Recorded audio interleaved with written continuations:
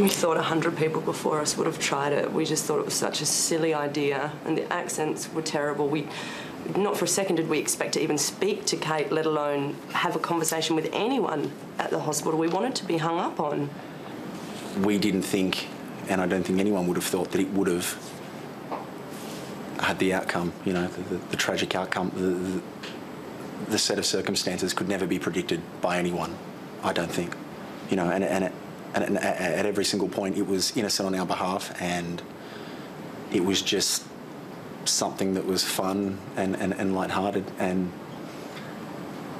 a tragic turn of events that I don't think anyone could have ever have predicted or expected.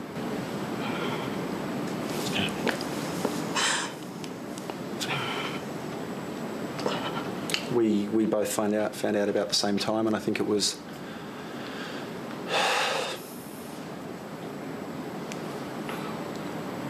it's the worst phone call I've ever had in my life. It was early Saturday morning. Well, when we were told. You know, it's still, it's not anything that anyone could have ever imagined was going to happen. Gutted, heartbroken, and obviously, you know, our deepest sympathies are with the family and the friends of all those affected.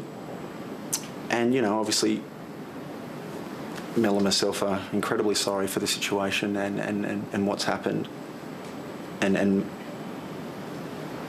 you know, we hope that they're doing okay and they're getting the love and support that they deserve and need right now. But, I mean, personally, I'm...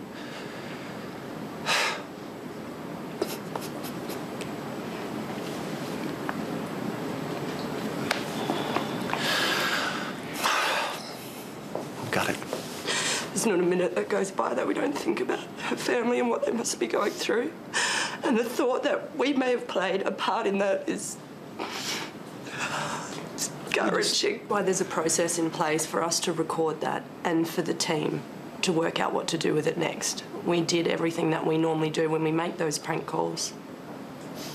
And then that was taken out of our hands. It wasn't a competition to get a scoop. It wasn't to have something that no one else had.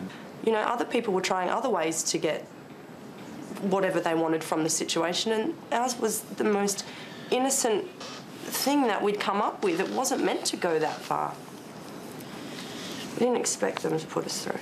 When you heard the dreadful results following the days after the prank, describe to me how it impacted on you. Can you remember the words? Can you remember physically how you felt, Mel? Unfortunately, I remember that moment very well because I haven't stopped thinking about it since it happened. And I remember my first question was she a mother?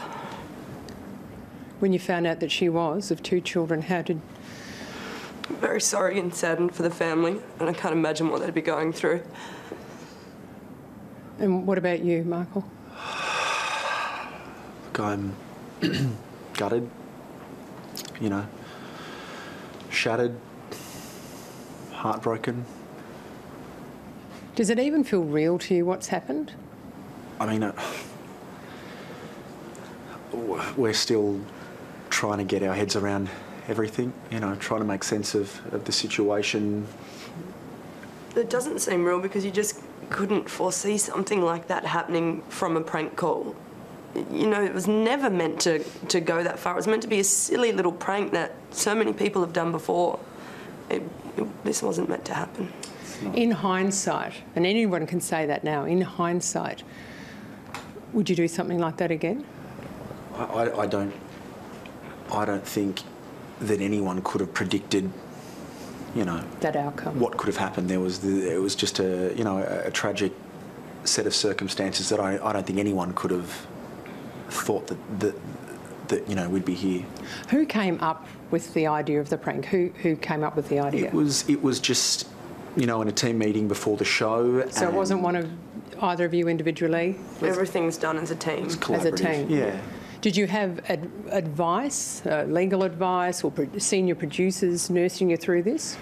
Well, I mean, the call to begin with wasn't about speaking to Kate. It wasn't about trying to get a scoop or anything. I mean, the call was just, I mean, we assumed that we'd be hung up on, and that'd be that.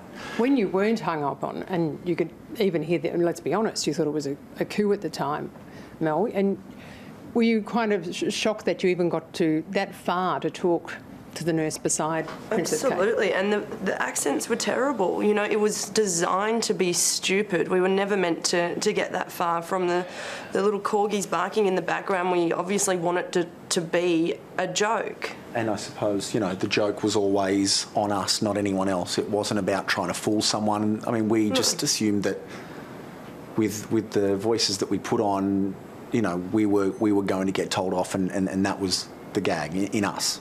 Here at the station at Austereo, do you get any coaching, any training at all as to what you're allowed to put to air, what you've got to tell people they're being recorded and they're going to be put on air? Have you been taught that during your tenure here? This phone call is the same with any phone call, with any pre-recorded segment that goes to air. You know, there's processes in place and people that make those decisions. I mean, our role is just... But have you been taught that? Have you been taught that sat down in a legal class? The way there are people that make those decisions for us. Our responsibility is just to... So did someone listen to the call, that recording, and say... It went through the process as every other recorded bit that we do, from interviews to, you know, to anything. It all gets recorded and passed on to the appropriate people, goes through the process, and we're told whether it's yes or no to play. What was it, if you're going to give me a rough, and it probably feels all blurred to you, but a time span from when you did that call to putting it to air? Was it 2 hours, 3 hours? I don't even know. I can't... In between all of that, though, it wasn't as though we were sitting around waiting for an answer. You know, there was... We go about our work and just keep going. Getting other things organised. But you were pretty giddy with what you'd pulled off, weren't you? We couldn't believe that it had worked, absolutely. You didn't expect it to. We thought 100 people before us would have tried the same thing. We just did not see that actually working. But it wasn't, you know, to get something that no one else had. It wasn't about getting... But you are aware you were trying to get a medical condition and medical condition on royal. But we didn't actually want that. We just wanted to be hung up on. We wanted to be hung up on with our silly voices and play a 20-second segment to air of us doing stupid voices. You didn't think of identifying yourselves at the end of that call? That's where the process comes in. We just record everything and pass it to the team. That's what we do. You know, and again, the call itself is there's no malice in the call. There was no digging. There was no trying to upset or get a reaction. You know, and. Do you feel now, though, that you're part of a witch hunt? That someone wants someone to pay here? Look, I mean, there's hackers here threatening to shut down the station and hack into the whole system if you guys aren't sacked. Does that make you feel vulnerable? There is nothing that can make me feel worse than what I feel right now, and for what I feel for the family. We are so sorry that this has happened to them. How do you move on? Or is someone caring for you guys? Are you having counselling too? We're getting the support that we need, and you know we've got those around us that are helping us. But you know, right now, I care more about the family. I want to know that they've got the support that they need, and that the public are, you know, being respectful of their privacy. Have you tried to contact the family in any way? I don't think it's an appropriate time to do that yet, but this is where we want to say that we are thinking of you, and if we could call you, we would want to reach out to you. But well, if you could turn the clock back. If we played any involvement in her death, then we're very sorry for that, and time will only tell. Have you been reading a lot, Mel? I've been advised not to, but I'm doing it on the intention of finding out more about Jacintha. Right. What lessons can other DJs and worldwide learn from your horrible experience? Prank calls have, you know, they've been around for as long as radio's existed, and they're done by every radio station. But this result is just horrific. No one could have predicted this result. What are you guys going to do then? Are you going to pursue your DJ careers? I don't even want to think about that right now. There's bigger pressing issues, and that's making sure that family gets through this tough time. You know, our careers aren't important at the moment. That Scotland Yard is now involved, and you may be called to an inquest, and the inquest will probably be in London, and you'll see the family face to face. Are you prepared for that? Right now, you know. The weight of that?